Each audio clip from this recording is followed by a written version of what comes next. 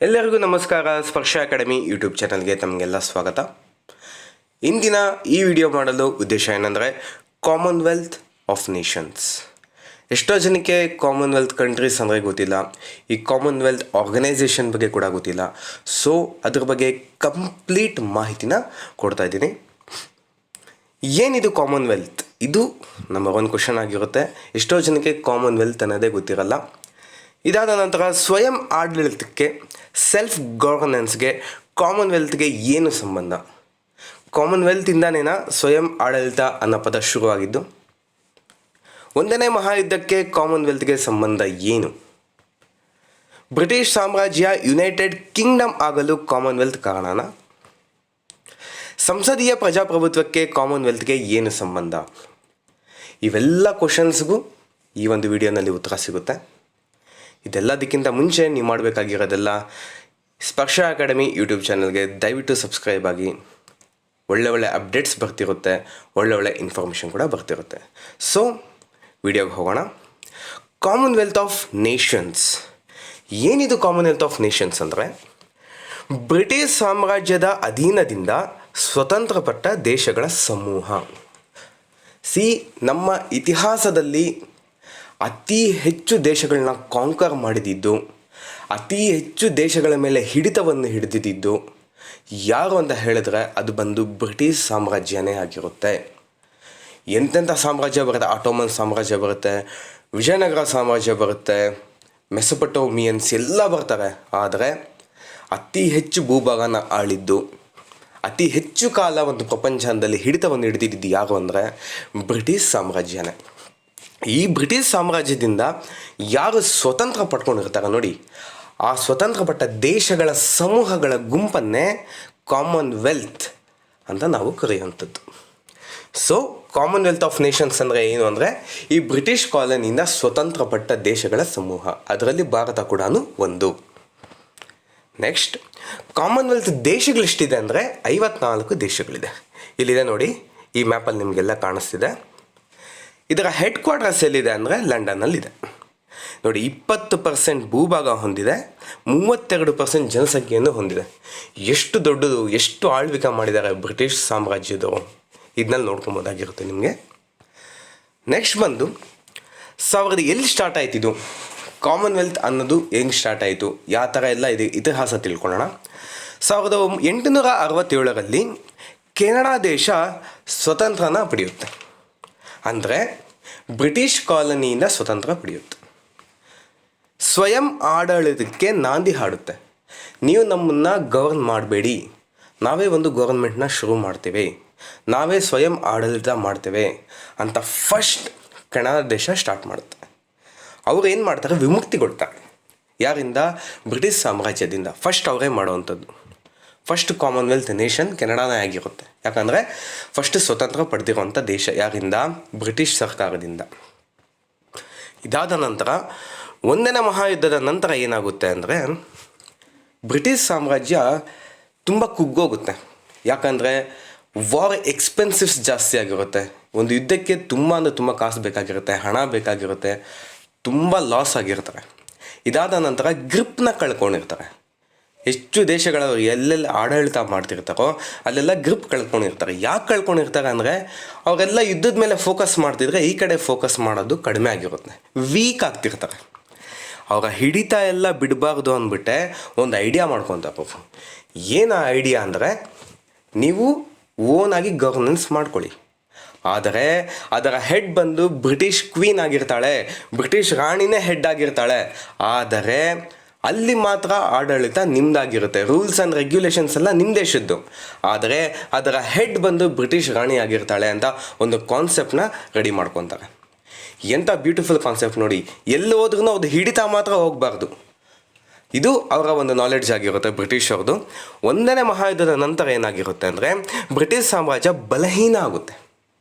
ಈ ವಾರ್ ಇಂಡಮ್ನಿಟೀಸಿಂದ, ಒಂದು ಯುದ್ಧದ ಒಂದು ಪ್ರಸಂಗಗಳಿಂದ ಏನಾಗಿರುತ್ತೆ, ಕುಗ್ಗೋಗಿರುತ್ತೆ. ಸೊ ಇಲ್ಲಿ ಸ್ಟಾರ್ಟ್ ಆಗುತ್ತೆ ಫ್ರೆಂಡ್ಸ್, ಒಂದು ಕಾಮನ್ವೆಲ್ತ್ ಅನ್ನೋ ಒಂದು ಉದ್ದೇಶ ಸ್ಟಾರ್ಟ್ ಆಗುತ್ತೆ. ಕಾಮನ್ವೆಲ್ತ್ ದೇಶಗಳ ಸಮೂಹ ಎಲ್ಲ ಇಲ್ಲಿಂದನೇ ಸ್ಟಾರ್ಟ್ ಆಗುತ್ತೆ. ಆಸ್ಟ್ರೇಲಿಯಾ, ನ್ಯೂಜಿಲ್ಯಾಂಡ್ ಇಂಥ ದೊಡ್ಡ ದೊಡ್ಡ ಕಂಟ್ರೀಸ್ ಏನು ಮಾಡ್ಕೊಳ್ಳುತ್ತೆ, ಸ್ವತಂತ್ರ ಪಡಿಬೇಕು ನಾವು ಅಂತ ಒಂದು ಆಲೋಚನೆ ಮಾಡ್ಕೊತವೆ. ಆದರೆ ಬ್ರಿಟಿಷ್ ಅವ್ರು ಏನು ಮಾಡ್ತಾರೆ, ಎಸ್ ನೀವು ಸ್ವತಂತ್ರ ತಗೊಳ್ಳಿ, ಆಡಳಿತ ಎಲ್ಲ ನೀವೇ ಮಾಡಿ, ರೂಲ್ಸ್ ಆ್ಯಂಡ್ ರೆಗ್ಯುಲೇಷನ್ಸ್ ಎಲ್ಲ ನೀವೇ ಮಾಡಿ, ಆದರೆ ಅದರ ಹೆಡ್ ಬಂದು ಬ್ರಿಟಿಷ್ ಕ್ವೀನ್ ಆಗಿರ್ತಾರೆ ಅಂತ ಒಂದು ಆಲೋಚನೆ ತಗೊಂಡು ಹಿಡಿತ ಬಿಡಬಾರ್ದು ಅಂತ ಮಾಡುವಂಥದ್ದು.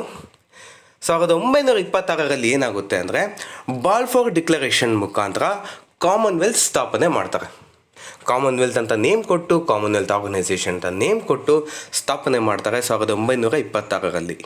ಇದೇ ಬಾಲ್ಫೋರ್ ಡಿಕ್ಲರೇಷನ್ ಇನ್ನೊಂದು ಡಿಕ್ಲರೇಷನ್ ಕೊಡುತ್ತೆ. ಅದು ಯಾವುದು ಅಂತ ನೀವು ದಯವಿಟ್ಟು ಕಮೆಂಟ್ ಸೆಕ್ಷನಲ್ಲಿ ನೀವು ಕಮೆಂಟ್ ಮಾಡಿ. ತುಂಬ ದೊಡ್ಡದಾದ ಒಂದು ಡಿಸಿಷನ್ ತಗೊತಾರೆ ಇಲ್ಲಿ ಬಾಲ್ಫೋರ್ ಡಿಕ್ಲರೇಷನಲ್ಲಿ. ಒಂದು ಸಮೂಹಕ್ಕೆ ಒಂದು ಪ್ರಪಂಚದಲ್ಲಿ ಒಂದು ಮ್ಯಾಪಲ್ಲಿ ಒಂದು ಸಣ್ಣ ಪ್ರದೇಶ ಕೊಡ್ತಾರೆ ಈ ಬಾಲ್ಫೋರ್ ಡಿಕ್ಲರೇಷನ್ ಮುಖಾಂತರ. ಅದು ಯಾವುದು ಅಂತ ನೀವು ಕಮೆಂಟ್ ಸೆಕ್ಷನಲ್ಲಿ ಕಮೆಂಟ್ ಮಾಡಿ ಫ್ರೆಂಡ್ಸ್. ಮತ್ತು 1931ರಲ್ಲಿ ಬ್ರಿಟಿಷ್ ಸಾಮ್ರಾಜ್ಯದಿಂದ ಯುನೈಟೆಡ್ ಕಿಂಗ್ಡಮ್ ಆಗುತ್ತೆ. ನೋಡಿ, ಇಷ್ಟು ದಿನ ಬ್ರಿಟಿಷ್ ಸಾಮ್ರಾಜ್ಯ ಆಗಿತ್ತು, ಅಂದರೆ ಬ್ರಿಟಿಷ್ ಕಂಟ್ರೋಲ್ ಆಗಿತ್ತು. ಆದರೆ ಯುನೈಟೆಡ್ ಕಿಂಗ್ಡಮ್ ಅಂದರೆ ನೀವೆಲ್ಲ ಸೇರಿ ನಾವಾಗ್ತೀವಿ ಅಂತ ಒಂದು ಹೇಳಿಕೆನ ಹೇಳ್ತಾರೆ. ಇಷ್ಟು ದಿನ ನಾವೇ ಗ್ರೇಟು, ನಾವೇ ಕಿಂಗ್ಸ್, ಇಲ್ಲಿ ನಾವೇ ಎಂಪರರ್ಸ್ ಅಂತ ಹೇಳ್ತಾ ಇದ್ದಿದ್ದು ಬ್ರಿಟಿಷ್ ಸರ್ಕಾರ ಏನಾಗುತ್ತೆ, ನೋ, ನಾವೆಲ್ಲ ಇವಾಗ ಕಲೆಕ್ಟಿವ್ ಮೆಂಬರ್ಸ್, ನೀವೆಲ್ಲ ಸೇರಿಕೊಂಡ್ರೆ ನಾವು ಯುನೈಟೆಡ್ ಕಿಂಗ್ಡಮ್ ಆಗ್ತೀವಿ ಅಂತ ಹೇಳಿ ಇಲ್ಲೊಂದು ಹೇಳಿಕೆಯನ್ನು ಕೊಡುವಂಥದ್ದು. ಯುನೈಟೆಡ್ ಕಿಂಗ್ಡಮ್ ಆಗ್ತಾರೆ, ನಿಮ್ಮನ್ನೆಲ್ಲನೂ ಒಟ್ಟುಗೂಡಿಸಿ ನಾವು ಆಗ್ತಿರೋವಂಥದ್ದು ಅಂತ ಯುನೈಟೆಡ್ ಕಿಂಗ್ಡಮ್ ಆಗೋದು. ಹಿಡಿತ ಎಲ್ಲ ಹೋಗ್ತಿರುತ್ತೆ ಅವ್ರದ್ದು. ಸೊ ಅದಕ್ಕೋಸ್ಕರನೇ ನಾವಿವಾಗ ಡಿಕ್ಟೇಟರ್ಸ್ ಅಲ್ಲ, ನೀವೆಲ್ಲ ಸೇರಿ ಸ್ಟೇಟ್ ಫಾರ್ಮ್ ಮಾಡ್ತಾ ಇದ್ದೀವಿ ನಾವು, ನೀವೆಲ್ಲರೂ ಸೇರಿ ಕಲೆಕ್ಟಿವ್ ಆಗಿರೋವಂಥದ್ದೇ ಯುನೈಟೆಡ್ ಕಿಂಗ್ಡಮ್ ಅಂತ ಒಂದು ಹೇಳಿಕೆಯನ್ನು ಕೊಡ್ತಾರೆ. ನಂತರ 2ನೇ ಮಹಾಯುದ್ಧ ಆಗುತ್ತೆ. ಈ 2ನೇ ಮಹಾಯುದ್ಧ ಆದ ನಂತರ 1949ರಲ್ಲಿ ತುಂಬ ಇಂಡಿಪೆಂಡೆನ್ಸ್ ಆಗಿರುತ್ತೆ. ಎಕಾನಮಿ ತುಂಬ ಬಿದ್ದೋಗಿರುತ್ತೆ, ಆರ್ಥಿಕತೆ ತುಂಬ ಕುಗ್ಗೋಗಿರುತ್ತೆ. ಆ ಟೈಮಲ್ಲಿ ಏನು ಮಾಡ್ತಾರೆ, ಅವ್ರಿಗೆ ಹಿಡಿತವನ್ನು ಸ್ಥಾಪನೆ ಮಾಡೋದಕ್ಕಾಗಲ್ಲ. ಎಲ್ಲ ದೇಶದಲ್ಲಿ ಯಾರು ಒಂದು ಅಧೀನದಲ್ಲಿರ್ತಾರೋ ಬ್ರಿಟಿಷ್ ಒಂದು ಸಾಮ್ರಾಜ್ಯದಲ್ಲಿ ಅವ್ರನ್ನ ಮೇಂಟೈನ್ ಮಾಡೋದಕ್ಕಾಗಲ್ಲ. ಸೊ ಅವಾಗ ಏನು ಮಾಡ್ತಾರೆ ಅವರು, ಲಂಡನ್ ಡಿಕ್ಲರೇಷನ್ ಅಂತ ಮಾಡಿ ಎಲ್ಲರೂ ಫ್ರೀ ಆ್ಯಂಡ್ ಈಕ್ವಲ್ ವಿಮುಕ್ತಿಗೊಳಿಸ್ತಾರೆ. ವಿಮುಕ್ತಿಗೊಳಿಸಿ ನೀವೆಲ್ಲ ಕಾಮನ್ವೆಲ್ತ್ಗೆ ಮೆಂಬರ್ಸ್, ಆದರೆ ನಿಮ್ಮ ಇಷ್ಟ, ನಿಮ್ಮ ರೂಲ್ಸ್, ನಿಮ್ಮ ರೆಗ್ಯುಲೇಷನ್, ನಿಮ್ಮ ದೇಶ, ನೀವೆಲ್ಲರೂ ಕಾಮನ್ವೆಲ್ತ್ ಮೆಂಬರ್ಸ್ ಅಷ್ಟೇ ಅಂತ ಹೇಳಿ ಡಿಕ್ಲರೇಷನ್ ಮಾಡುವಂಥದ್ದು. ಇದು ಕಾಮನ್ವೆಲ್ತ್ ಇತಿಹಾಸ ಯಾವ ಥರ ಶುರು ಆಯಿತು ಅಂತ. ನಂತರ ಈ ಸಂಸ್ಥೆಯ ಕಾರ್ಯ ಯಾವ ಥರ ನಿರ್ವಹಣೆ ಮಾಡುತ್ತೆ ಅಂದರೆ ನೋಡಿ, to maintain values of democracy, human rights, rule of law and culture.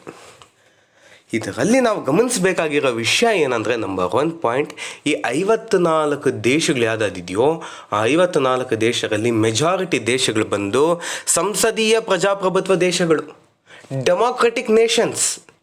ತುಂಬ ವೆರಿ ವೆರಿ ಇಂಪಾರ್ಟೆಂಟ್ ನೋಡಿ. ಇದು ಇಂಗ್ಲೆಂಡ್ ಕಾನ್ಸೆಪ್ಟೇ ಅದಾಗಿತ್ತು, ನಾವು ಏನು ಮಾಡಿರ್ತೀರೋ ಅದೇ ನೀವು ಫ್ಯೂಚರಲ್ಲಿ ನಡ್ಸ್ಕೊಂಡು ಹೋಗ್ಬೇಕಾಗಿರುತ್ತೆ.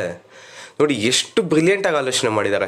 ಈ 50 ಕಂಟ್ರೀಸ್ ಏನೇನು ತಗೊತೀರೋ ಅಲ್ಲಿ ಆಲ್ಮೋಸ್ಟ್ ಆಲ್ ಕಂಟ್ರೀಸ್ನಲ್ಲಿ ಸಂಸದೀಯ ಪ್ರಜಾಪ್ರಭುತ್ವನೇ ಇದೆ. ಇದಾದ ನಂತರ ಎಕಾನಮಿ, ಒಂದು ಆರ್ಥಿಕತೆ ದೃಷ್ಟಿಯಲ್ಲಿ ನೋಡಬೇಕಿದ್ದಾಗ 35% ಜನಸಂಖ್ಯೆ, 20% ಭೂಭಾಗ. ಡೆವಲಪಿಂಗ್ ಕಂಟ್ರೀಸ್ ಇದೆ, ಡೆವಲಪ್ಡ್ ಕಂಟ್ರೀಸ್ ಇದೆ, ಅತಿ ಹೆಚ್ಚು ಕರಾವಳಿ ತೀರಗಳಿದೆ, ಕಚ್ಚಾ ವಸ್ತುಗಳು ಸಿಗುತ್ತೆ, ತಂತ್ರಜ್ಞಾನ ಸಿಗುತ್ತೆ. ಇಷ್ಟನ್ನೆಲ್ಲ ನಾವು ಕಲೆಕ್ಟ್ ಮಾಡಿಕೊಂಡ್ರೆ ಎಕಾನಮಿ ಎಷ್ಟು ಇನ್ಕ್ರೀಸ್ ಆಗುತ್ತೆ. ಈ ಥರ ಒಂದು ಆಲೋಚನೆ ಮಾಡಿದ್ದಾರೆ ಅವರು, ತುಂಬ ಆಲೋಚನೆ ಮಾಡಿದ್ದಾರೆ. ಇವಾಗ ಆಫ್ರಿಕಾ ಖಂಡದಲ್ಲಿ ಏನು ಸಿಗುತ್ತೆ, ಕಚ್ಚಾ ವಸ್ತುಗಳು, ರಾ ಐಟಮ್ಸ್ ಸಿಗುತ್ತೆ. ನಮ್ಮ ಇಂಡಿಯಾನಲ್ಲಿ ಏನಿದೆ, ಟೆಕ್ನಾಲಜಿ ಇದೆ, ತೀರ ಪ್ರದೇಶ ಇದೆ, ರಾ ಐಟಮ್ಸ್ ಇದೆ, ಎಲ್ಲ ಸಿಗುತ್ತೆ. ಈ ಥರ ಆಲೋಚನೆ ಮಾಡಿ ಒಂದು ಕಾಮನ್ವೆಲ್ತ್ ಕಮ್ಯುನಿಟಿನ ರನ್ ಮಾಡ್ತಿದ್ದಾರೆ. ಇದಾದ ನಂತರ ದಿ ಮೈನ್ ಥಿಂಗ್ ಅಂದರೆ ಈ 54 ದೇಶಗಳಲ್ಲಿ ಇಂಗ್ಲೀಷ್ ಲ್ಯಾಂಗ್ವೇಜ್ ಅನ್ನೋದು ಪ್ರೈಮರಿ ಲ್ಯಾಂಗ್ವೇಜ್, ಆಡಳಿತ ಭಾಷೆ, ಅಡ್ಮಿನಿಸ್ಟ್ರೇಷನ್ ಲ್ಯಾಂಗ್ವೇಜ್ ಆಗಿರುತ್ತೆ 54 ದೇಶಗಳಲ್ಲಿ. ಮರಿಬಾರ್ದು ಇದು. ಇದೇ ಕನೆಕ್ಷನ್ ಎಲ್ಲ ದೇಶಗಳು, ಇಂಗ್ಲೀಷ್ ಲ್ಯಾಂಗ್ವೇಜ್. ಇದಾದ ನಂತರ ಸ್ಪೋರ್ಟ್ಸ್ ಇವಾಗ ಕಾಮನ್ವೆಲ್ತ್ ಗೇಮ್ಸ್ ಎಲ್ಲ ಬರುತ್ತೆ. ಒಂದೊಂದು ಕಡೆ ಗೇಮ್ಸ್ನ ನಡೆಸ್ತಾರೆ. ಏನಂದರೆ ಒಂದು ದೇಶಗಳ ಮಧ್ಯೆ ಕನೆಕ್ಟಿವಿಟಿನ ಜಾಸ್ತಿ ಮಾಡ್ಕೊಳ್ಳೋದಕ್ಕೆ, ಬಾಂಧವ್ಯನ ಜಾಸ್ತಿ ಮಾಡ್ಕೊಳ್ಳೋಕ್ಕೆ ಮಾಡುವಂಥದ್ದು. ನಂತರ ಲಿಟರೇಚರ್ ನೋಡಿ, ಮ್ಯಾನ್ ಬುಕ್ ಪ್ರಶಸ್ತಿ ಕೂಡ ಕೊಡುವಂಥದ್ದು ನಿಮಗೆ ಇದೇ ಸಂಸ್ಥೆ ಆಗಿರುತ್ತೆ, ಕಾಮನ್ವೆಲ್ತ್ ನೇಷನ್ಸ್ದೇ ಆಗಿರುತ್ತೆ. ಸೊ ಇಷ್ಟೆಲ್ಲ ಆಲೋಚನೆ ಮಾಡಿ ಒಂದು ಆರ್ಗನೈಸೇಷನ್ನ ಫಾರ್ಮ್ ಮಾಡಿದ್ದಾರೆ ಇವರು. ಸೊ ತುಂಬ ಬ್ರಿಲಿಯಂಟಾಗಿ ಆಲೋಚನೆ ಮಾಡಿರೋವಂಥದ್ದು ಈ ಕಾಮನ್ವೆಲ್ತ್ ನೇಷನ್ಸ್ ಆಗಿರುತ್ತೆ. ಇಲ್ಲಿ ನೋಡಿ ನಿಮಗೆ ಇಂಡಿಯನ್ಸ್ ಕಾಣಿಸ್ತಾರೆ, ಸಿಖ್ ರೆಜಿಮೆಂಟ್ ಕಾಣಿಸುತ್ತೆ, ನಿಮಗೆ ಆಫ್ರಿಕನ್ಸ್ ಕಾಣಿಸ್ತಾರೆ, ಕೆನಡಿಯನ್ಸ್ ಕಾಣಿಸ್ತಾರೆ, UK ಕಾಣಿಸ್ತಾರೆ, ಕೆನಡಾ ಕಾಣಿಸ್ತಾರೆ. ಇವರೆಲ್ಲ ಸೇರ್ಕೊಂಡು ಮಾಡಿರುವಂಥದ್ದೇ Commonwealth of nation, the British Commonwealth of nation. ಇಲ್ಲಿ ನೋಡಿ, ಬ್ರಿಟಿಷ್ ಕಾಮನ್ವೆಲ್ತ್ ಆಫ್ ನೇಷನ್. ಅಷ್ಟು ದೊಡ್ಡ ಸಾಮ್ರಾಜ್ಯ ಬ್ರಿಟಿಷ್ ಸಾಮ್ರಾಜ್ಯದ್ದು. ಅವರು ಅಷ್ಟು ಆಳ್ವಿಕೆ ಮಾಡಿದ್ದಾರೆ, ಅಷ್ಟು ಬುದ್ಧಿ ಉಪಯೋಗಿಸಿದ್ದಾರೆ. ಅದು ನೋಡಿ, ಎಷ್ಟೋ ದೇಶಗಳಲ್ಲಿ ಇನ್ನೂ ಹಿಡಿತಾ ಬಿಟ್ಟಿಲ್ಲ ಅವರು. ಎಷ್ಟೋ ದೇಶಗಳಲ್ಲಿ ರೂಲ್ಸ್ ಆ್ಯಂಡ್ ರೆಗ್ಯುಲೇಷನ್ಸ್ ಆ ದೇಶದಾದರೆ ಆ ರೂಲ್ಸ್ ಆ್ಯಂಡ್ ರೆಗ್ಯುಲೇಷನ್ಸ್ನ ಸೈನ್ ಆಗಿ ಒಂದು ಲಾ ಬೇಕಂದರೆ ಬ್ರಿಟಿಷ್ ರಾಣಿನೇ ಸೈನ್ ಆಗಬೇಕು ಇವಾಗೂ. ಅದು ಅವರ ಮುಂದಾಲೋಚನೆ ಮಾಡಿರುವಂಥದ್ದು. ಸೊ ಇದು ಫ್ರೆಂಡ್ಸ್ ಕಾಮನ್ವೆಲ್ತ್ ಬಗ್ಗೆ. ಸ್ಪರ್ಶ ಅಕಾಡೆಮಿನಲ್ಲಿ ತುಂಬ ಅಪ್ಡೇಟ್ಸ್ ಆಗ್ತಿದೆ. ಇದಾದ ನಂತರ ಒಳ್ಳೆ ಇನ್ಫಾರ್ಮೇಷನ್ ಕೂಡ ನಾವು ರಿಲೀಸ್ ಮಾಡ್ತಿದ್ರಿ. ಒಂದು ಕಾಂಪಿಟೇಟಿವ್ ಎಕ್ಸಾಮ್ಸ್ ರಿಲೇಟೆಡ್ ಆಗಿರೋದ್ರಿಂದ ತುಂಬ ಇನ್ಫಾರ್ಮೇಷನ್ಸ್ ರಿಲೇಟೆಡ್ ಆಗ್ತಿದೆ. ಇದಾದ ನಂತರ ಕನ್ನಡ ಆಪ್ಷನಲ್ ಕ್ಲಾಸಸ್ ಕೂಡ ಸ್ಪರ್ಶ ಅಕಾಡೆಮಿನಲ್ಲಿ ಸ್ಟಾರ್ಟ್ ಆಗ್ತಿದೆ. ನೀವು ಮಾಡಬೇಕಾಗಿರೋದೆಲ್ಲ ಇಷ್ಟೇ ಫ್ರೆಂಡ್ಸ್, ದಯವಿಟ್ಟು ಸ್ಪರ್ಶ ಅಕಾಡೆಮಿ ಯೂಟ್ಯೂಬ್ ಚಾನಲ್ನ ಸಬ್ಸ್ಕ್ರೈಬ್ ಮಾಡಿ. ಇದಾದ ನಂತರ ನಿಮ್ಮ ಸ್ನೇಹಿತರಿಗೆ ಆಸ್ಪಿರೆಂಟ್ಸ್ ಯಾರು ಇರ್ತಾರೋ ಅವ್ರಿಗೆಲ್ಲ ಶೇರ್ ಮಾಡಿ, ಅವ್ರಿಗೆ ಈ ಸ್ಪರ್ಶ ಅಕಾಡೆಮಿ ಚಾನಲ್ ಬಗ್ಗೆ ತಿಳಿಸ್ಕೊಡಿ. ಇದಾದ ನಂತರ ವಿಡಿಯೋ ಇಷ್ಟ ಆಗಿದ್ದಲ್ಲಿ ಲೈಕ್ ಮಾಡಿ, ಕಮೆಂಟ್ ಮಾಡಿ ಮತ್ತು ಶೇರ್ ಮಾಡಿ. ತಮ್ಮೆಲ್ಲರಿಗೂ ಒಳ್ಳೆಯದಾಗಲಿ.